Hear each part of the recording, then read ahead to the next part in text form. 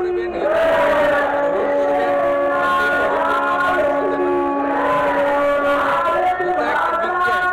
আন্তর্জাতিক বিজ্ঞান। আমি 23-এ অংশগ্রহণ করেছিলাম,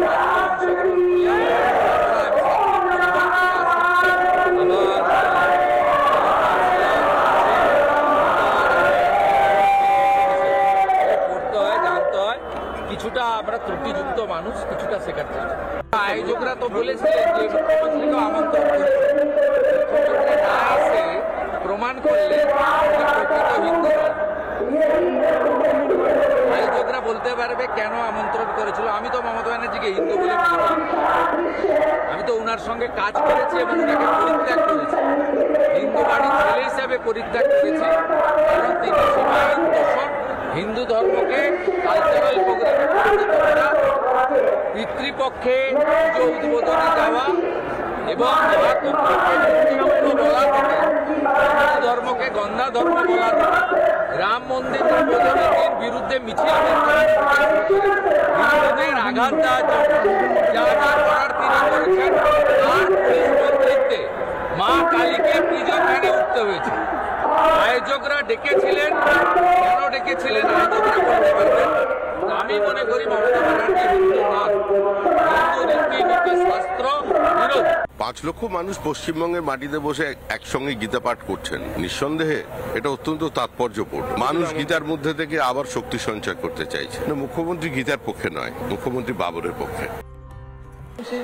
এক ঐতিহাসিক মুহূর্ত, যে ঐতিহাসিক মুহূর্তের সাক্ষী থেকেছি আমরা, যে ঐতিহাসিক মুহূর্তের এই মুহূর্তে স্টেজের ওপর দাঁড়িয়ে রয়েছি এবং গোটা বঙ্গ, পশ্চিমবঙ্গ, বাঙালিরা, শুধুমাত্র পশ্চিমবঙ্গ নয়, আমি বলবো দেখাবো দূর দূর থেকে মানুষজন কিভাবে এসছেন।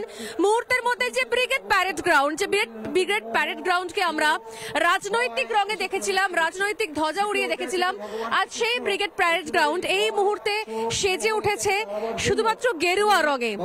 যে ছবি এই মুহূর্তে রয়েছে মঞ্চের ওপরে, অজস্র সাধু সন্তরা রয়েছেন এবং তারা এসেছেন শুধুমাত্র এই দিনটার জন্য, কারণ এর মাধ্যমে যেভাবে কোথাও পরবর্তী প্রজন্ম একটা আদর্শ, কোথাও মেরুদণ্ড, অধর্মের বিরুদ্ধে ধর্মের লড়াই, অন্যায়ের বিরুদ্ধে ন্যায়ের লড়াই, তার একটা সাক্ষী থাকতে চলেছে আমরা এই মঞ্চ থেকে। এখানে অনেকে এসছেন, আমি একবার করে একটু কথা বলার চেষ্টা করব। কোথা থেকে আসছেন? নমস্কার। রামকৃষ্ণ, আমি হলদিয়া রামকৃষ্ণ আশ্রম থেকে আসছি। হিন্দু ভাইদের বলবো যে আপনারা সকলেই গীতা পড়ুন।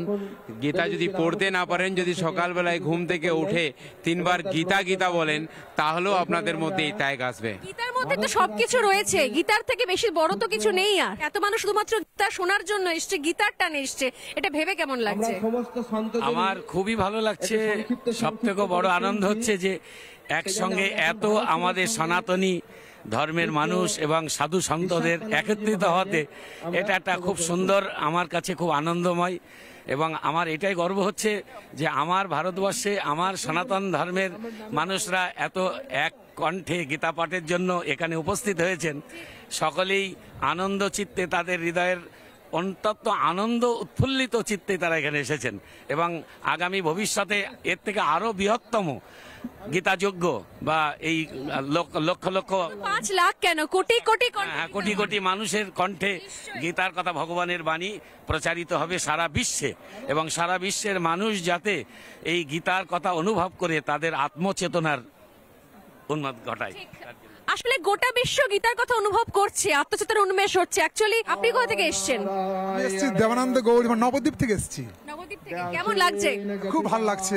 এত লোকের লোকারণ্য, সব ধর্মের প্রতি এত লোক শুধুমাত্র গীতা পাঠ শুনবে বলে এসেছেন। হ্যাঁ, নিশ্চয়ই। এবং একসঙ্গে গীতা পাঠ করবেন বলেও। নিশ্চয়ই, সবাই আমরা একসঙ্গে একত্রিত হবে গীতা পাঠ করার জন্য এসেছি, একত্রিত হয়ে এসেছি। হাতে হাতে গীতা, আমার মনে হয় কি এই ছবিটা অনেক আগে বাঙালির সঙ্গে থাকা উচিত ছিল। যখন দেশ স্বাধীন হয়েছিল সেই সময় বিপ্লবীদের ঝোলায় ঝোলায় পকেটে থাকতো এই গীতা। আজ আমরা অনেকটা দূর সরে এসেছি, কিন্তু সরে আসাটা আমাদেরকে আসলে আমাদের সংস্কৃতি থেকে দূরে সরিয়ে দিয়েছে। আপনাদের মতন মিডিয়াদেরকে দেখতে পেয়ে, আপনাকে সবসময় দেখি পুরো টিভিতে বা মোবাইলে, তার থেকে আপনাকে আজকে মানে ফেস টু ফেস দেখি। সংবাদ মাধ্যমেরও ভূমিকা থাকা উচিত একটা, তাই না? যদি সংবাদ মাধ্যম এগিয়ে না আসে তাহলে অনেক কিছু। অনেকে এখানে রয়েছেন, কোথা থেকে এসছেন? নবদ্বীপ ধাম থেকে এসেছি। আপনার ভিডিও দেখি আমি সবসময় দেখি, সবসময় দেখি আমি, দেখা হয় এবং আপনার সবসময় আমি খুব ভালো লাগে। আপনার এখানে এসে কেমন লাগছে? খুব ভালো লাগছে। 5 লক্ষে জন্য এসছে এত মানুষ, কেমন লাগছে? ভালো লাগছে, খুব ভালো লাগছে। এবং 5 লক্ষে যে মানুষের কাছে গীতা পাঠ করবেন, এটা হিন্দু ধর্মের একটা গৌরব। কেমন লাগছে?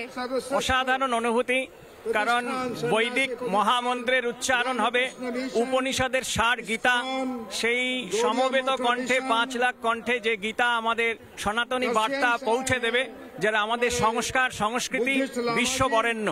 তাই জন্য আমরা গর্বিত যে এরকম একটি অনুষ্ঠানে উপস্থিত হতে পেরে। ব্রিগেড প্যারেড গ্রাউন্ড, যেটা আমরা রাজনীতির রঙে দেখেছিলাম, আজ সেই প্যারেড গ্রাউন্ডে গীতার শ্লোক উচ্চারণ হচ্ছে। যে গীতা আমাদের সংস্কৃতি, আমাদের শিক্ষা, আমাদের বেড়ে ওঠা, আমাদের চেতনা উন্মেষের সঙ্গে মিশে রয়েছে, সেই গীতা। আমি এর আগে পলিটিক্যাল ইভেন্ট কভার করেছি এই ব্রিগেড থেকে, রাজনৈতিক কথা শুনেছি ব্রিগেড থেকে, কিন্তু আজকের ব্রিগেডের যে ছবি, সেই ছবি ঐতিহাসিক 5 লক্ষ কণ্ঠে গীতা পাঠের মঞ্চ থেকে। স্বর্ণালী সরকার, ক্যামেরায় রোহিত গণের সঙ্গে, রিপাবলিক বাংলা। নানা ধরনের কন্টেন্ট দেখার জন্য লাইক করুন, শেয়ার করুন আমাদের ফেসবুক পেজ, সাবস্ক্রাইব করুন আমাদের ইউটিউব চ্যানেল। পাশাপাশি অন্যান্য ব্রেকিং নিউজের জন্য অবশ্যই চোখ রাখুন রিপাবলিক বাংলায়।